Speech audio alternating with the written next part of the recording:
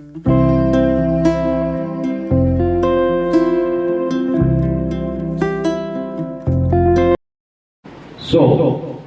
वक्त आ चुका है कि हम खुदा के पाक कलाम की ओर हम चले और हम उसकी पाक हजूरी के बीच में आज कुछ बातें जो है हम सीखेंगे। कितने लोग तैयार हैं?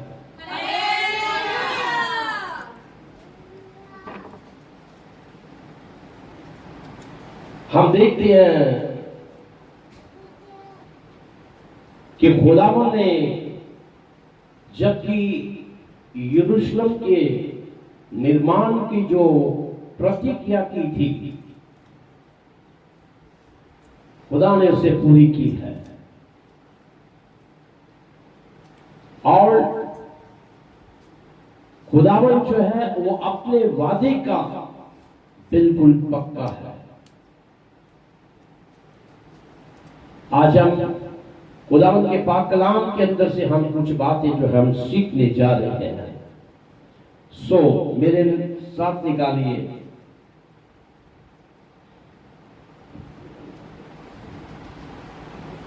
ज़करिया की किताब 8 अध्याय और उसका 20 से लेकर 23 तक हम पढ़ेंगे। फिर रब्बुल अफ़वाज यूं फरमाता है कि फिर कौमें और बड़े बड़े शहरों के बाशिंदे आएंगे और एक शहर के बाशिंदे दूसरे शहर में जाकर कहेंगे, चलो हम जल्द खुदावंद से दरख्वास्त करें और रब्बुल अफ़वाज के तालिब हों। मैं भी चलता हूँ। बहुत सी उम्मतें और जबरदस्त कौमें रब्बुल अफ़वाज की तालिब होंगी और खुदावंद से दरख्वास्त करने को यरूशलेम में आएंगी। रब्बुल अफ़वाज यूं फरमाता है कि उन अयाम में मुख्तलिफ अहले लुगत में से 10 आदमी हाथ बढ़ाकर एक यहूदी का दामन पकड़ेंगे और कहेंगे कि हम तुम्हारे साथ जाएंगे, क्योंकि हमने सुना है कि खुदा तुम्हारे साथ है। खुदावंद इस पाक कलाम का पढ़ा, सुना, समझा और कबूल किया जाना हम सब के लिए बाई से बरकत का सबब बने। आमीन। बड़े ध्यान के साथ इस कलाम को सुने। अजीजों, ये बात सच और बरहक है कि खुदावंद खुदा उन दिनों के बीच में भी अपने नबियों के वसीला, अपने खातमों के वसीला, अपने रसूलों के वसीला वो कलाम करता था। और आज के दिन में भी हम देखते हैं कि वो अपने लोगों से कलाम करता है। इस ऐड के बीच में हम खास 3 बातें देखेंगे। बड़े गौर के साथ सुनना। जो लिखना चाहते हैं लिख सकते हैं। इसके अंदर हमने 3 खास बातों को हमने देखा और कलाम मुकद्दस में क्या लिखा है। सबसे पहली बात, चलिए हम एक बार फिर पढ़ेंगे। रब्बुल अफ़वाज यूं फरमाता है, सेनाओं का यहोवा यूं कहता है कि फिर कौमें और बड़े बड़े शहरों के बाशिंदे आएंगे, बड़े बड़े शहरों के बाशिंदे आएंगे और एक शहर के बाशिंदे एक नगर का दूसरे शहर के बीच में जाकर कहेंगे, चलो चलो हम जल्द खुदावंद से दरख्वास्त करें। सबसे पहली बात उससे दरख्वास्त करनी, यानी विनती करनी, खुदावंद से विनती करनी। यहां पर हम देखते हैं कि जब खुदा ने अपने बंदा ज़करिया नबी के साथ कलाम किया तो उसने बताया कि बहुत सारे लोग जो हैं वो एक शहर से दूसरे शहर के बीच में जाएंगे और लोगों को कहेंगे कि आओ हम यरूशलेम को जाएं, क्योंकि वहां पर मुझे जाना जरूरी है। बाइबल ये बताती है, कलाम ये बताता है कि वहां पर हम अपने खुदावंद के सामने दरख्वास्त करेंगे। विनती करेंगे। और विनती क्या है? सबसे पहली विनती को हम देखेंगे लूका रसूल की अंजील जब हम पढ़ते हैं और उसका 9 अध्याय उसका 37 पढ़िए। लूका रसूल की अंजील 9 का 37 ऊंची आवाज से पढ़ना। दूसरे दिन जब वो पहाड़ से उतरे थे, जब वो पहाड़ से उतरा तो ऐसा हुआ एक बड़ी भीड़ उससे आ मिली। एक बहुत बड़ी भीड़ उसको आ मिली। और देखो एक इंसान ने भीड़ में से चिल्लाकर कहा, एक इंसान ने चिल्लाकर खुदावंद यीशु मसीह के आगे विनती की, ऐ उस्ताद, ऐ गुरु, मैं तेरी मिन्नत करता हूँ, विनती करता हूँ कि मेरे बेटे पर नजर कर, मेरे बेटे को देख, क्योंकि वो मेरा इकलौता है। वो इकलौता बेटा है। इस बेटे के अंदर जो कार्य था वो बहुत जबरदस्त काम था, कोई भी उसे अच्छा नहीं कर सका। लेकिन सारा काम करने के बाद उसने सबसे पहला काम जो किया, उसने अपने खुदावंद यीशु मसीह के चरणों में लाया।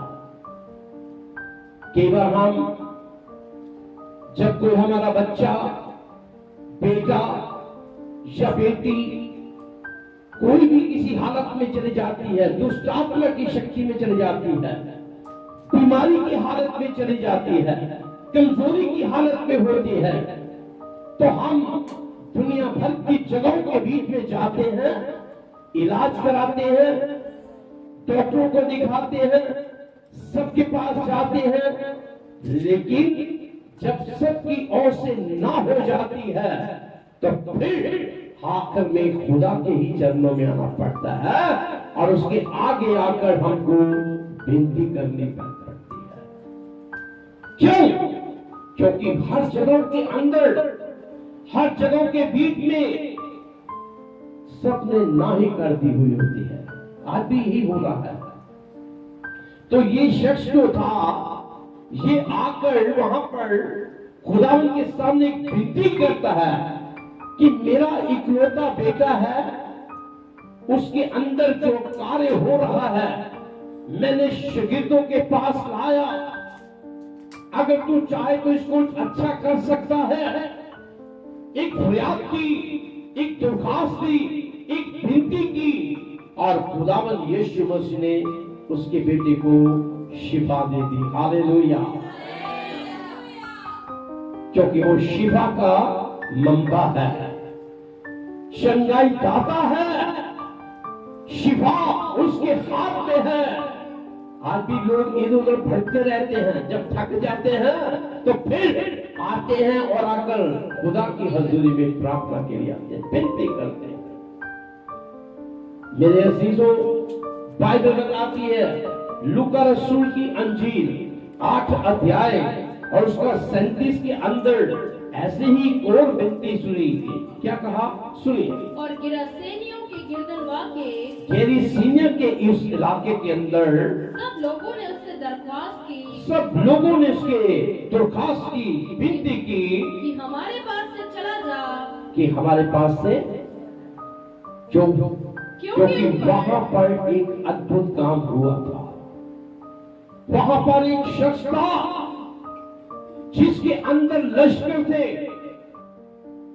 और जब उस शख्स को चंगाई मिली, तंदुरुस्ती मिली, वो सारी जितनी भी बदबुएं थी वो निकलकर ठीक सूरों के झुंड के अंदर चली गई और उन लोगों को बहुत नुकसान हुआ। उन्होंने खुदावंद यीशु से कहा, हम तुझसे क्या करते हैं? विनती करते हैं, दरख्वास्त करते हैं कि यहां से चला जा। आज भी बहुत सारी इंसान जो है वो विनती कर रहे हैं। अजीजों, एक मां अपने बेटे के लिए भी विनती कर रही है। जब हम मत्ती रसूल की अंजील 20 अध्याय और उसका 20 के अंदर देखते हैं तो एक मां अपने बेटे को लेकर दोनों बेटों को लाकर वो खुदावंद यीशु मसीह के सामने पेश करती है और क्या कहती हैं, सुनिए। उस वक्त जब्दी के बेटों की माँ ने जब्दी के बेटों की माँ ने अपने बेटों के साथ उसके सामने आकर सिजदा किया, उसको दंडवत किया और उससे कुछ अर्ज करने लगी। उसने उससे कहा, क्या कहा कि तू क्या चाहती है? तू क्या चाहती है? उसने उससे कहा, उसने उससे कहा, फरमा कि ये मेरे दो बेटे तेरी बादशाहत के। देखिए विनती है, वो चाहती है, माँ चाहती है कि मेरे दो बेटे जो हैं, एक तेरे दाहिनी ओर बैठे और दूसरा तेरी बाईं ओर बैठे। ये बेटी जो है वो खुदा के बेटे यीशु मसीह के सामने कर रही है। और आज भी बहुत सारी ऐसी माएं हैं जो आज भी अपने बच्चों को चाहती हैं कि उनके बच्चे जो हैं खुदा की बादशाही के लिए तैयार हो, आसमान की बादशाही के लिए तैयार हो। और कुछ माएं ऐसी भी हैं जो अपने बच्चों की लापरवाही करते हैं, और लापरवाही करने से क्या हुआ, शैतान ने ठीक उनको पकड़ा और चीर और फाड़ दिया। आज हमारी विनती होनी चाहिए बच्चों के लिए, बच्चों के लिए दुआ होनी चाहिए, बच्चों के लिए फरियाद होनी चाहिए कि हमारा बच्चे जो है ये आसमान की बादशाही के लिए, खुदा की बादशाही के बीच में जाने के काबिल हो। और जो औरतें, जो बहनें, जो माएं अपने बच्चों के लिए नहीं दुआ करती ऐसी, इनके बच्चे नुकसान उठाते हैं। और कई तो ऐसे कि जो दुनिया ही को छोड़कर चले जाते हैं। इस मां की विनती थी, और विनती ये थी कि ऐ खुदावंद, मैं चाहती हूं कि तेरा मेरे बेटा एक दाएं और दूसरा बाएं बैठे। ये विनती है। बाइबल ये बताती है याकूब और यूहन्ना ने भी विनती की, और क्या कहा, मरकुस रसूल की अंजील उसका 10 अध्याय उसका 35 पढ़िए, पढ़ने वालों की बात से पढ़ना। तब जब्दी के बेटों याकूब और यूहन्ना ने उसके पास आकर उससे कहा, ऐ उस्ताद, ऐ गुरु, हम चाहते हैं कि जो कुछ हम तुझसे दरख्वास्त करें, जो भी तुझसे क्या करे, विनती करे, तू हमारे लिए कर। Hallelujah, hallelujah. हम तुझसे क्या करते हैं, विनती करते हैं। क्या विनती है, कि जो हमारे लिए कर। वो क्या था, उसने उनसे कहा, तुम क्या चाहते हो कि मैं तुम्हारे लिए करूं? उन्होंने उससे कहा, हमारे लिए ये कर कि तेरे जलाल में, कि तेरी महिमा में हम में से एक तेरी दाहिनी और एक तेरी बाईं तरफ, और एक बाईं तरफ। Hallelujah, hallelujah, hallelujah.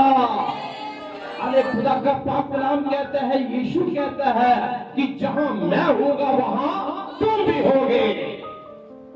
तो आज हमारी दुआ ये होनी चाहिए, हमारी विनती ये होनी चाहिए, हमारी दरखास्त ये होनी चाहिए कि जो भी हम दुआ करें, जो भी प्रार्थना करें, खुदा हमारी दुआ को सुने। कितने लोग चाहते हैं कि हम ऐसी दुआएं करें? कितने लोग चाहते हैं कि ऐसे दुआ करें कि हमारे बच्चे, हमारी औलाद, आने वाली पीढ़ी भी खुदा की उस बादशाही के लिए तैयार हो सके। Hallelujah, hallelujah. और दूसरी बात कहता है, सेनाओं के यहोवा को ढूंढने के लिए चलो। अब दूसरी बात है ढूंढने के लिए जाने के लिए। बहुत सारे लोग जो हैं आज भी खुदावंद यीशु मसीह को ढूंढ रहे हैं। गलियों में, शहरों में। आप जानते हैं जब आदम को उस अदन बाग के अंदर से निकाल दिया गया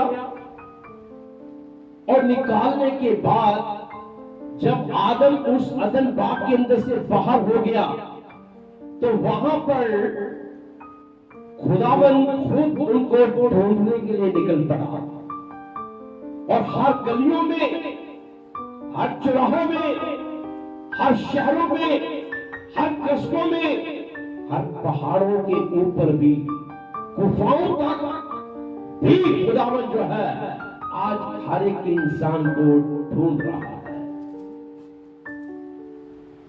लेकिन बहुत सारे लोग जो हैं वो आज भी खुदा से बहुत दूर हो चुके हुए हैं। अजीजों, जब हम लूका रसूल की अंजील को पढ़ते हैं, उसका 2 अध्याय, उसका 49 को जब हम पढ़ते हैं तो वहां पर क्या हमें लिखा हुआ मिलता है? सुनिए ध्यान से। उसने उनसे कहा, तुम मुझे क्यों ढूंढते थे? हेलो, उसने उनसे कहा, अपने माँ बाप से कहा, ये बच्चा जो है ये 12 साल की उम्र का खुदावंद यीशु मसीह जब 12 साल का था, उस वक्त यहूदियों के अंदर एक कानून था कि जब बच्चा 12 साल का हो जाए तो वो यरूशलेम जा सकता है, मंदिर जा सकता है। और उस जमाना में 12 साल का बच्चा खुदावंद यीशु मसीह जो था वो अपने माता पिता के साथ उस यरूशलेम के बीच में गया और भीड़ इतनी भीड़ थी कि वहां पर एकदम उनका हाथ जो था उनसे छूट गया और वो जाकर ठीक उन लोगों के बीच में जाकर बैठा हुआ पाया गया जो बड़े आलम लोग थे, बुजुर्ग लोग थे, सियाने लोग थे। उनके बीच में जाकर खुदावंद यीशु मसीह 12 साल का बच्चा बैठा हुआ उनके सवालों का जवाब दे रहा है। कितनी अच्छी बात है। उसके माँ बाप परेशान, हैरान हो गए। जब काफिला वापस आया, सब लोग अपने अपने गांव में वापस आ गए, तो उनके माता पिता जो थे वो उनको ढूंढने लगे। कभी किसी रिश्तेदार के पास जाते हैं, कभी किसी पड़ोसी के पास जाते हैं, पूछते कि हमारा बालक तो नहीं आया, हमारा बच्चा तो नहीं आया। वो ढूंढ रहे हैं, परेशान हो गए हैं, चिंता में चले गए हैं। लेकिन फिर खुदावंद यीशु मसीह के माता पिता दोनों ठीक वापस यरूशलेम की ओर चले गए और जाकर जब वहां पर देखा तो क्या देखा कि उनका बेटा जो था वो बुजुर्गों के साथ बैठा हुआ उनके हर सवाल का उनको जवाब दे रहा था, उनको हैरान कर रहा था। उनको इस बात के लिए वो जांच रहे थे कि जो भी हम सवाल कर रहे हैं उसका जवाब ये एकदम देता है। आज के बच्चे कहां हैं 12 साल के? आज क्या हम बच्चों को सिखा रहे हैं? क्या बच्चों को सिखाते हैं? आज की औलाद जो है, आज की पीढ़ी के लोग जो है, वो माता पिता जो है वो आज इतना नहीं करते कि हम अपने बच्चे को खुद भी बैठे, खुद भी घुटने टेके और बच्चों को भी बिठाएं ताकि हम उनको भी अच्छी तालीम दें। इसलिए तो उनके बच्चे बिगड़े हुए हैं, नाफरमान औलाद हो गई है, हुक्म नहीं मानने वाली औलाद हो चुकी हुई है। वो हर लम्हा, हर समय वो अपनी ही मन मर्जियों के साथ अपनी जिंदगियों को चला रहे हैं मेरे अजीजों। लेकिन खुदावंद यीशु मसीह के बारे में हम देखते हैं, साफ लिखा है कि वहां पर जब उसको पाया गया, जब उसके माता पिता वहां गए, उन्होंने देखा, उसको पकड़ा, बहुत ही गुस्से में थे, उनसे गुस्से में बात कर रहे थे। तो यीशु मसीह ने क्या कहा? सुनिए। उसने उनसे कहा, यीशु ने उनसे उनसे कहा, तुम मुझे क्यों ढूंढते थे? क्यों ढूंढते हो? क्या तुमको मालूम? उन्होंने ये बात कही, तुम मुझे क्यों ढूंढते हो? क्योंकि खुदा में यीशु मसीह का ये क्वेश्चन जो था, सवाल जो था अपने माता पिता का कि तुम मुझे क्यों। कितने लोगों को समझ आ रही है? मुझे क्यों? क्योंकि मुझे अपने बाप के घर में रहना जरूर है। यानी कि मुझे अपने बाप के घर के अंदर काम करना जरूरी है। यह है इसका मतलब।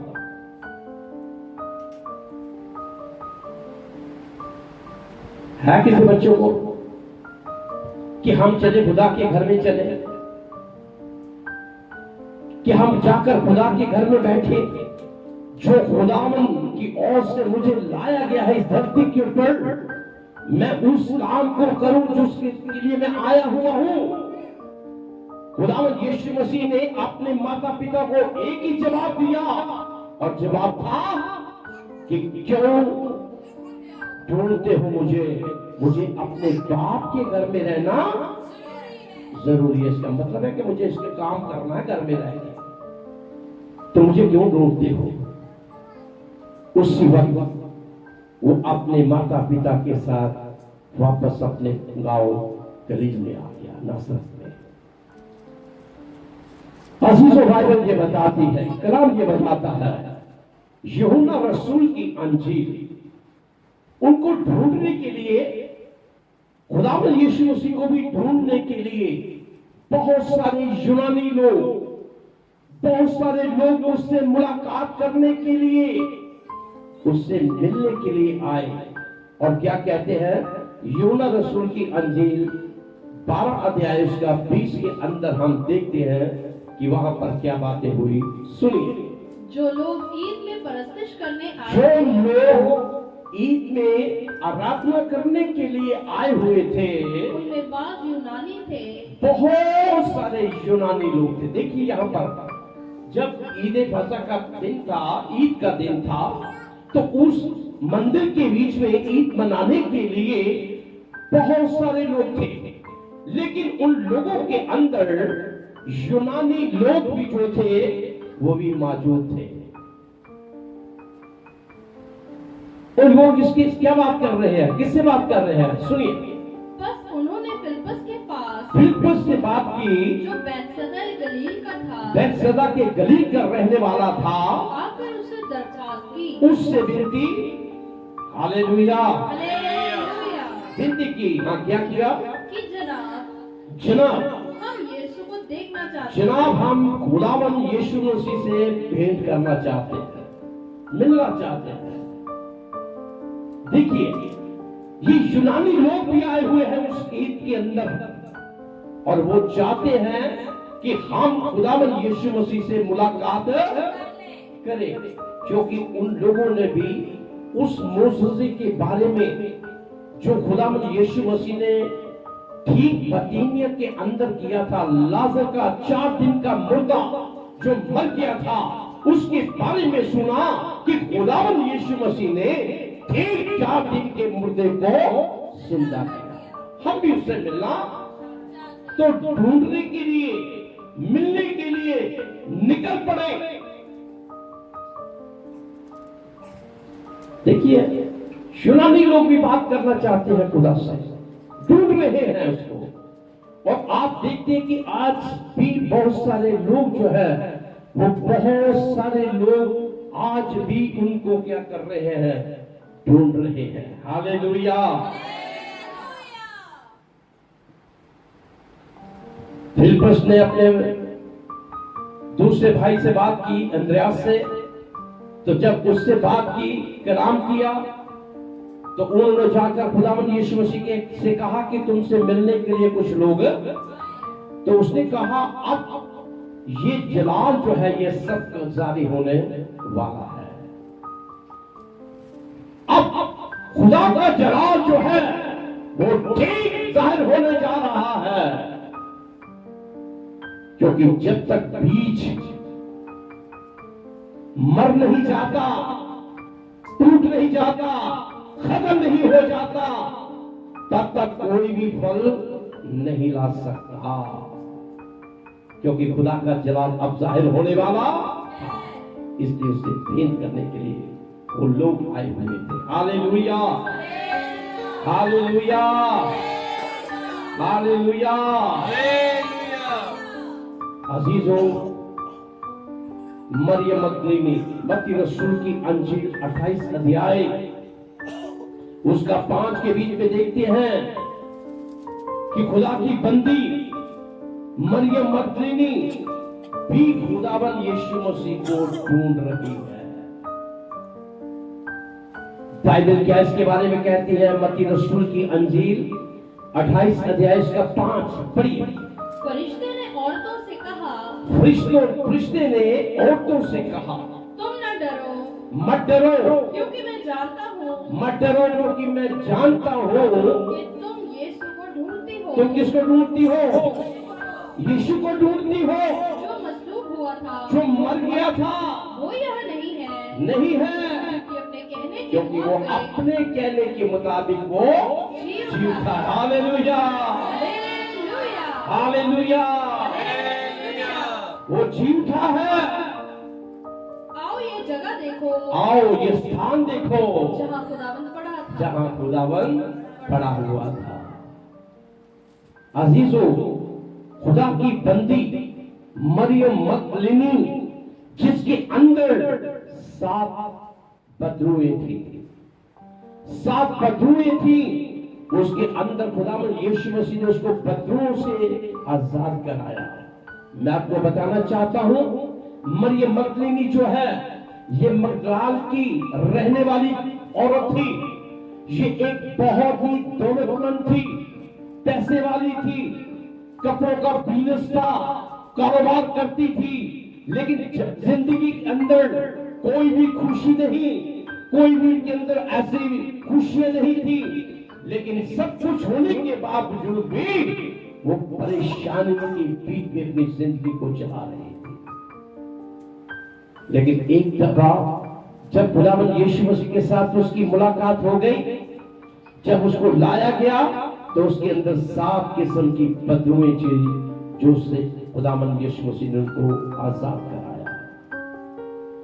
अजीजों, ये मरियम मगदलीनी सब चलेगी, लेकिन वो वहीं पर खड़ी रही, इंतजार करती रही कि अगर मेरे गुरु को, मेरे मालिक को, मेरे स्वामी को अगर वो नहीं है तो कौन ले गया, किसने उठा कर ले गया?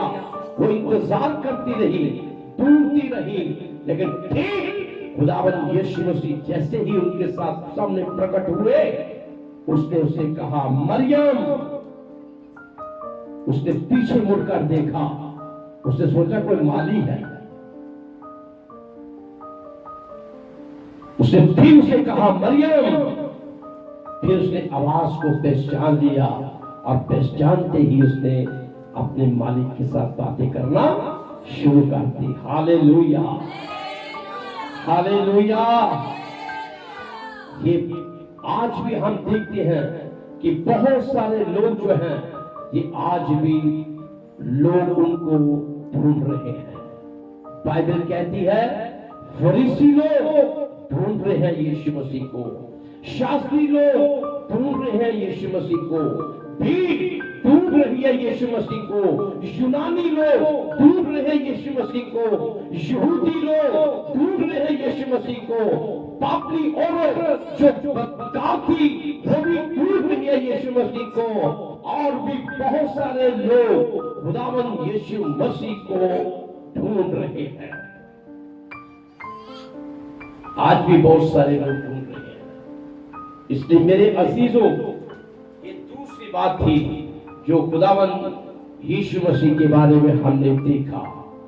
सो आइए हम वापस चले जकरिया नबी की किताब, उसका 23 को हम पढ़ेंगे। 8 का 23 पढ़िए, 8 का 23 पढ़िए ऊंची आवाज से। प्रभु लफ्ज़ यूं फरमाता है, अब तीसरी बात सुनिए, उसके बाद हम खत्म करेंगे। रब्बुल फास, खुदावंद सेनाओं का यहोवा कहता है कि उन आयाम में मुख्तलिफ अहले लुगत में से तरह तरह की भाषा बोलने वाले लोग, 10 आदमी हाथ बढ़ाकर तरह तरह की भाषा बोलने वाले लोग क्या करेंगे? 10 आदमी हाथ बढ़ाकर एक यहूदी का 10 जबड़ा पकड़ेंगे। इंसान एक आदमी को जो यहूदी है उसको हाथ को क्या करेंगे? पकड़ेंगे। ध्यान से सुनना, उसके हाथ को क्या करेंगे? 10 इंसान एक इंसान को क्या करेंगे? हेलो, क्या करेंगे? जरा ऊंची बात से क्या करेंगे? पकड़ेंगे एक यहूदी पुरुष के, और क्या कहेंगे उससे? और कहेंगे कि हम तुम्हारे साथ जाएंगे। हम किसके साथ जाएंगे? तुम्हारे साथ। हम तुम्हारे साथ जाएंगे, क्योंकि हमने सुना हम है तुम्हारे साथ जाएंगे। 10 इंसान एक इंसान को पकड़ेंगे जो यहूदी है, उनको पकड़ेंगे और कहेंगे हम तुम्हारे साथ चलेंगे। क्यों? क्योंकि हमने सुना है क्योंकि हमने सुना है कि खुदा तुम्हारे साथ कि है। खुदावंद तुम्हारे साथ है। हालेलुया, हालेलुया, हालेलुया, हालेलुया, आप क्या कर? Hallelujah, hallelujah. क्योंकि खुदावंद तुम्हारे साथ है। ये तीसरी बात जो है हम देखेंगे मरकुस रसूल की अंजील, जब हम पढ़ते हैं उसका 5 अध्याय, उसका 25 से 34 तक लिखा हुआ हमें मिलता है कि उसने मेरे वस्त्र को छुआ। और वचन क्या कहता है? मरकुस रसूल की अंजील 5 अध्याय उसका 25 पढ़िए।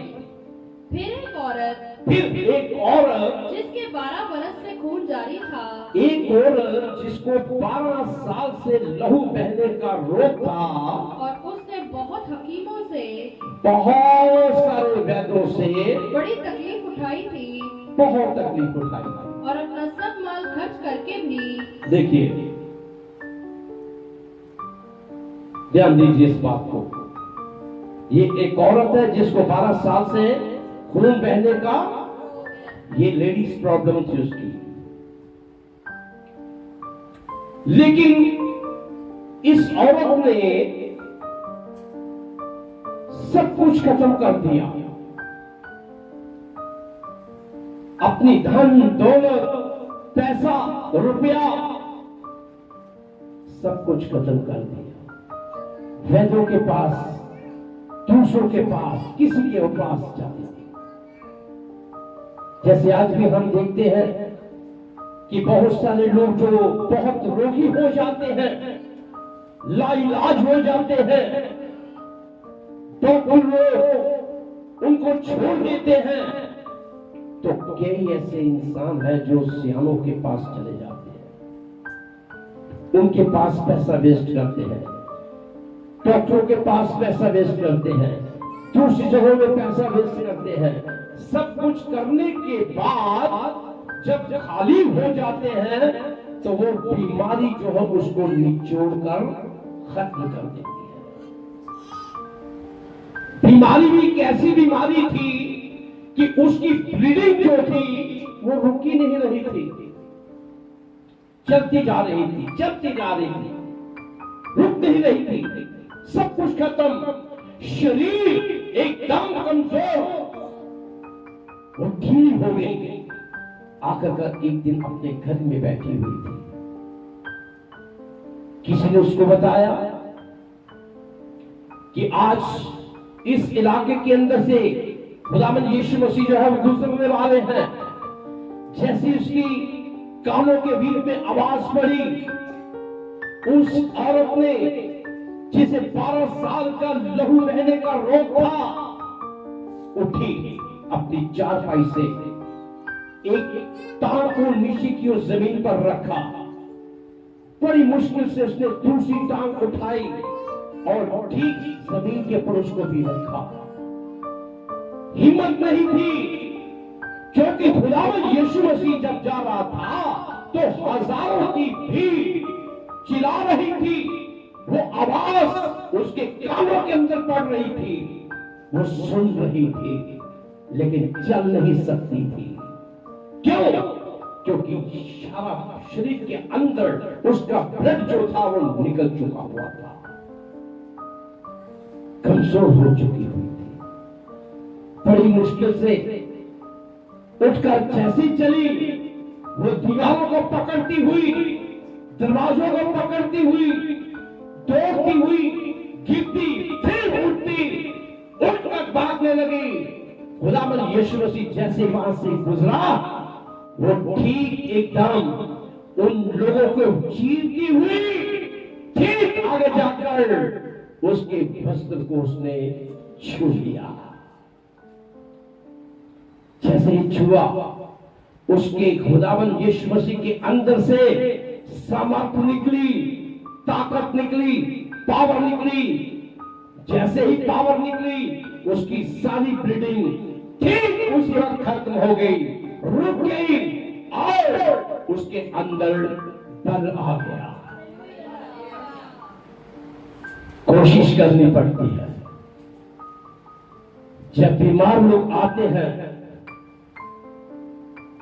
लाइलाज कर देते हैं डॉक्टर लोग, पैसा खत्म हो जाता है, सब कुछ खत्म हो जाता है, लेकिन डॉक्टरों को डॉक्टर और वैद्यों का वैद्य और हकीमों का हकीम, जिसके पास कोई भी बीमारी छुप नहीं सकती। हालेलुया। उसने क्या कहा? यीशु मसीह ने क्या कहा? सुनिए। यीशु ने फिलफौर अपने में मालूम करके एकदम उसने अपने अंदर महसूस कर लिया कि मुझ में से कुव्वत निकली, मेरे अंदर से समर्थ निकली है। उस भीड़ में फिर कर कहा, अरे भीड़ कहने लगी, खुदावंद, हे गुरु, हे स्वामी, तेरे ऊपर तो भीड़ गिर रही है।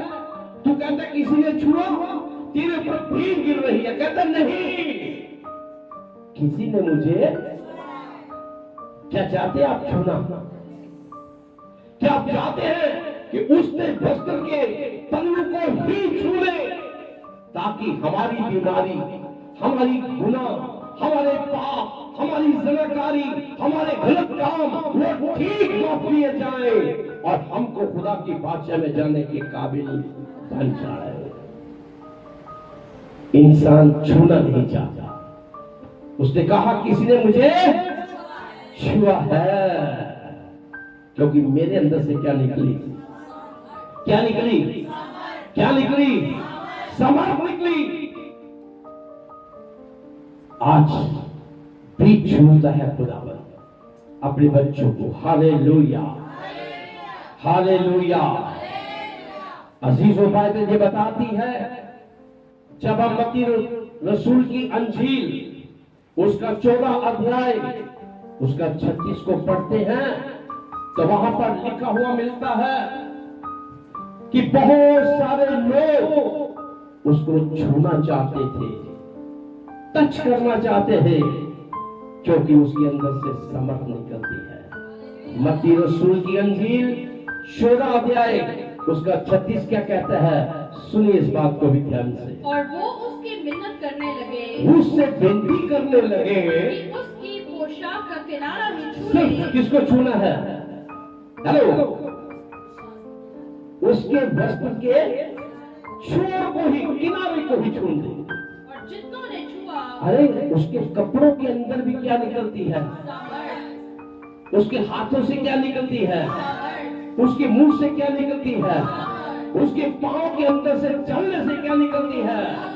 सामर्थ निकलती है। कहता अपने वस्त्र को ही, आंचल को ही मुझको छूने दे। प्लीज आपको जरा अपनी बात। और वो उसकी मिन्नत करने लगे, बेनती करने लगे कि उसकी पोशाक का किनारा ही छू ले। क्या करें? कितने लोग चाहते हैं हम छुए? कितने लोग चाहते हैं अपना हाथ खड़ा करें? छूना चाहते हैं? छूना चाहते हैं, क्योंकि उसके अंदर से क्या निकलती है? सामर्थ निकलती है। अजीजों, जब आप उसके वस्त्र को ही छू लेंगे तो आप चंगे हो जाओगे। आपके कितने भी गुनाह क्यों ना हो, कितने भी लाल गुनाह क्यों ना हो, खुदावन कहता है कि हर एक गुनाह जो आपके माफ किए जाएंगे। अजीजों, बाइबल ये आखिर के अंदर कहती है, यूहन्ना रसूल की अंजील 4 अध्याय उसका 22 के अंदर, क्योंकि नजात जो है ये यहूदियों की ओर से है, छुटकारा जो है, मुक्ति जो है, नजात जो है वो यहूदियों की ओर से है। पढ़िए 4 अध्याय उसका 22, यूहन्ना रसूल की अंजील। तुम जिसे नहीं जानते उसकी प्रस्तुत करते हो। किसको नहीं जानते? तुम जिसको नहीं जानते उसकी प्रस्तुत करते हो, उसकी बंदगी करते हो, उसकी पूजा पाठ करते हो। लेकिन जिसे हम जानते हैं हम उसकी इबादत करते हैं। क्योंकि नजात जानते कि नहीं? किसको जानते हैं? कौन कौन जानता है? चलो जानते हो? आमीन, हालेलुया। तुम जिसको जानते हो ना, तुम उसकी क्या करते हो? बंदगी करते हो, पूजा पाठ करते हो। लेकिन जिसको हम जानते हैं हम उसकी इबादत करते हैं, क्योंकि नजात, मुक्ति, छुटकारा, उद्धार हर चीज जो है वो यहूदियों की ओर से है, क्योंकि खुदावंद यीशु मसीह यहूदी था। कितने लोग ईमान रखते हैं? Hallelujah, hallelujah, hallelujah. इसलिए तो कुरान में 30 पॉइंट्स के ऊपर उसने कहा, एक यहूदी पुरुष को वस्त्र के छोर को ये कहकर हम पकड़ लेंगे कि हम तुम्हारे संग चलेंगे, क्योंकि खुदा तुम्हारे साथ रहता है। खुदावंद यीशु मसीह के साथ उसका पिता उसके साथ रहता था।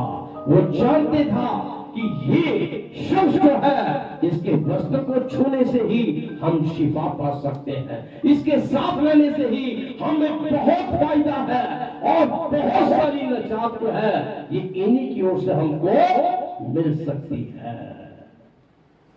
जिसकी तुम इबादत करते हो, जानते हो? हेलो, जानते हो? नहीं जानते हैं। लेकिन जिसकी हम इबादत करते हैं, किसको जानते हो? Hallelujah, hallelujah, hallelujah. हम जानते हैं कि नजात जो है वो यहूदियों की ओर से है, छुटकारा, मुक्ति, नजात, उद्धार, ये सब खुदावंद यीशु मसीह की ओर से है। इसलिए जब यरूशलेम का ये निमरान, ये जो यरूशलेम का जो यहाँ पर तैयार होने जा रहा था, तो उसकी कसम जो खुदावंद ने खाई, उसके लिए उसने साफ इस बात को कहा। 3 बातें उसने बताई। सबसे पहले आइए हम वापस चलेंगे जकरिया नबी की किताब, उसका 8 अध्याय और उसका 20 से 23 तक पढ़िए ऊंची आवाज से। रब्बुल अफ़वाज यूं फरमाता है, खुदावंद खुदा यूं कहता है कि फिर कौमें और बड़े बड़े शहरों के बाशिंदे, बड़े बड़े शहरों के बाशिंदे आएंगे और एक शहर के बाशिंदे एक शहर से दूसरे शहर के बाशिंदों के साथ मिलकर कहेंगे, चलो हम जल्द खुदावंद से दरख्वास्त चलो। कितने लोगों को निजात मिल गई है? तो आपका काम है कहना कि आओ, हम चले हैं, जा रहे हैं। क्या तुम भी जाना चाहते हो? जब आप दूसरों को कहेंगे तो आपके वसीला से वो लोग भी निजात पा जाएंगे। अगर आप लोग नहीं जाओगे, आप लोग नहीं जाओगे, क्योंकि आज आप देख रहे हो दुनिया के अंदर शहरों के शहर, एक शहर से दूसरे शहर में लोग जा रहे हैं। क्यों? किसके लिए? निजात पाने के लिए, मुक्ति पाने के लिए ढूंढ रहे हैं, ढूंढ रहे हैं उनको। हेलो, क्या कर रहे हैं? क्या कर रहे हैं? ढूंढ रहे हैं कि हम उनके साथ निजात पाए। तो आखिर के अंदर उसने कहा कि हम एक यहूदी पुरुष को पकड़ेंगे और उसको अपने साथ चलेंगे, क्योंकि निजात उन्हीं की ओर से मिलती है। ये 3 पॉइंट। सबसे पहला पॉइंट क्या था कि निजात कहां से है? यहूदियों में से। हालेलुया। और ढूंढने के लिए हमने देखा कि बहुत सारे लोग जो है उनको ढूंढने के लिए निकल पड़े।